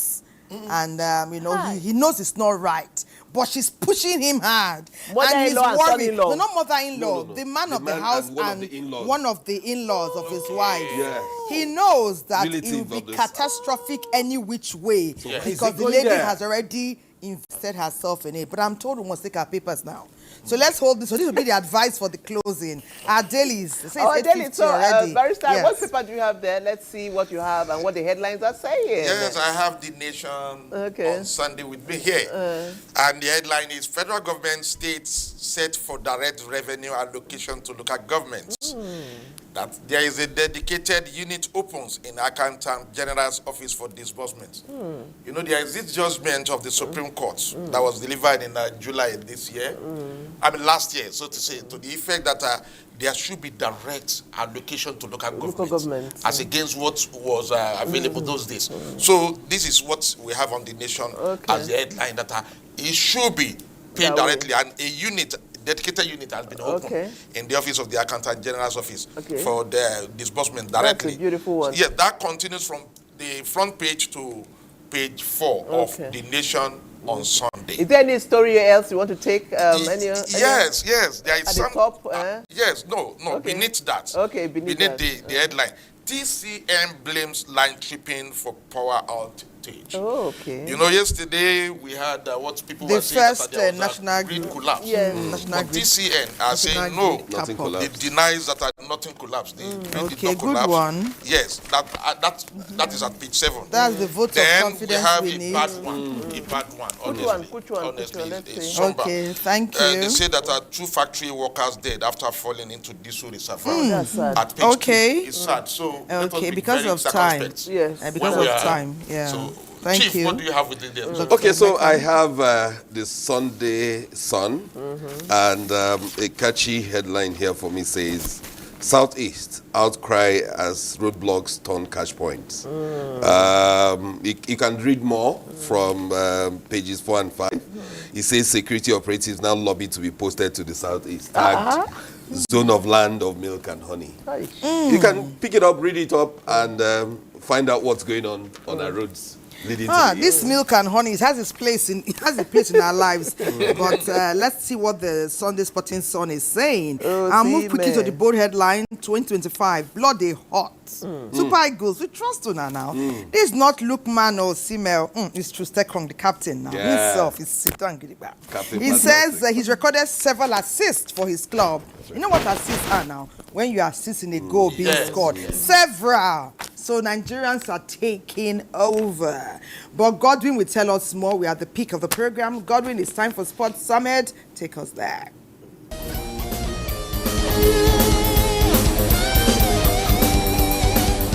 To step in with a big... The lights are gone again! He's down! His gloves touched the ground! The referee didn't do anything about it! He's down again! They'll call that a knockdown!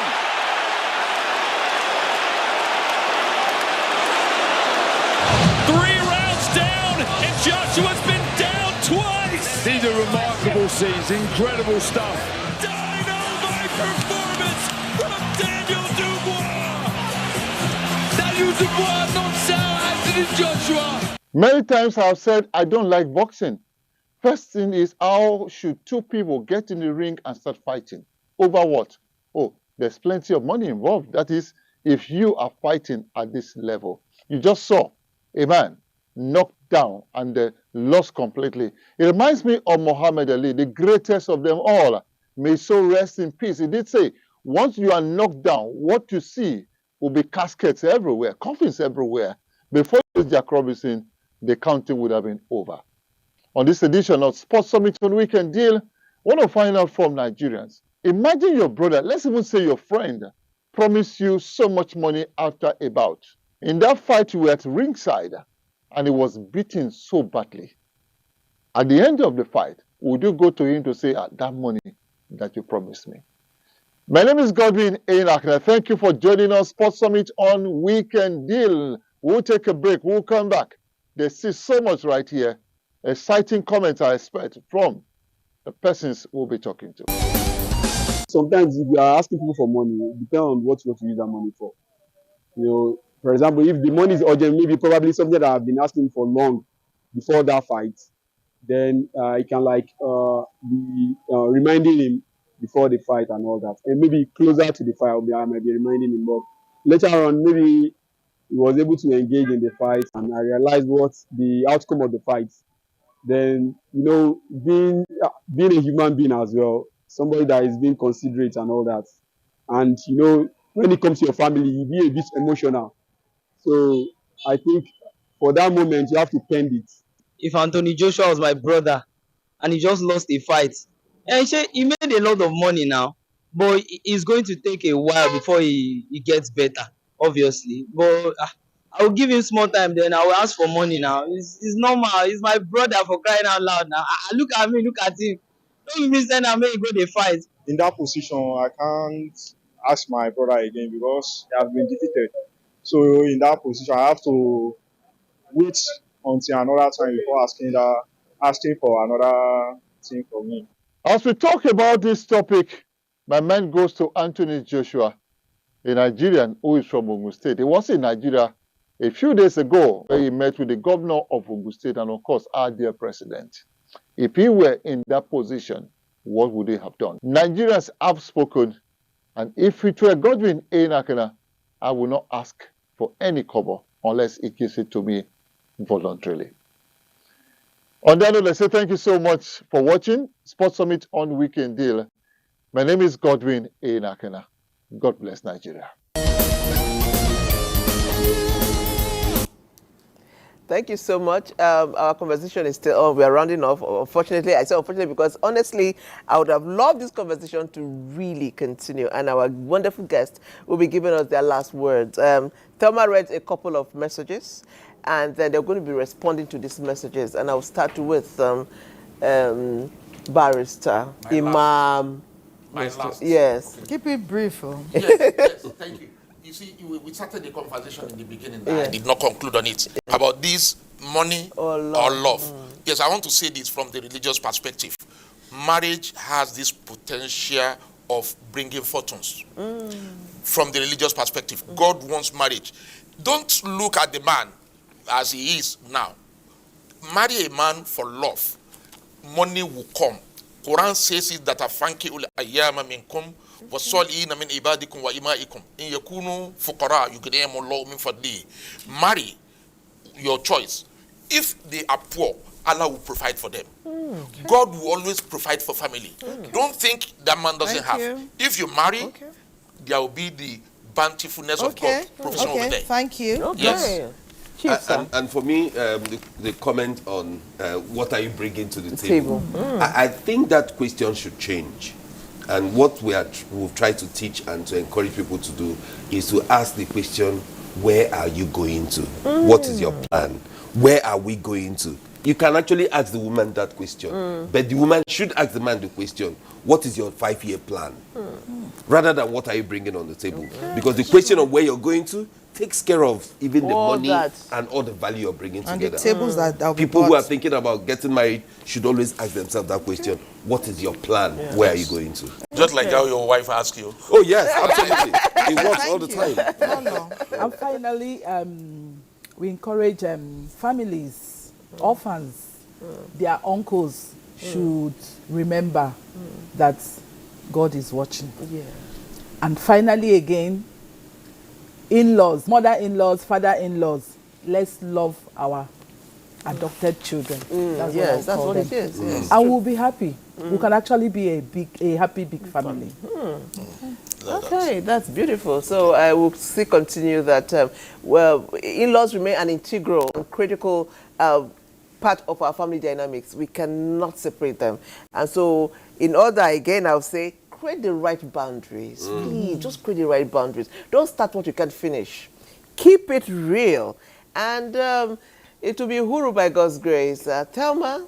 You know that whatever we sow, we reap. It's always better to sow kindness, understanding, wisdom. Even if the younger person is not acting the way you expect, you, the older person, the mother of somebody, carry yourself with that dignity. Let her be. She will eventually learn from the way you comport yourself and the way you carry yourself. Yeah. It is Weekend Deal, and this is where we say goodbye. We love you. Thank you for being part of our conversation. Let's do it again next weekend. Yeah? Let's be good mother-in-laws, daughter-in-laws. Don't pray for your mother-in-law to die. Hi, God, no. We say no. We say no. We say no.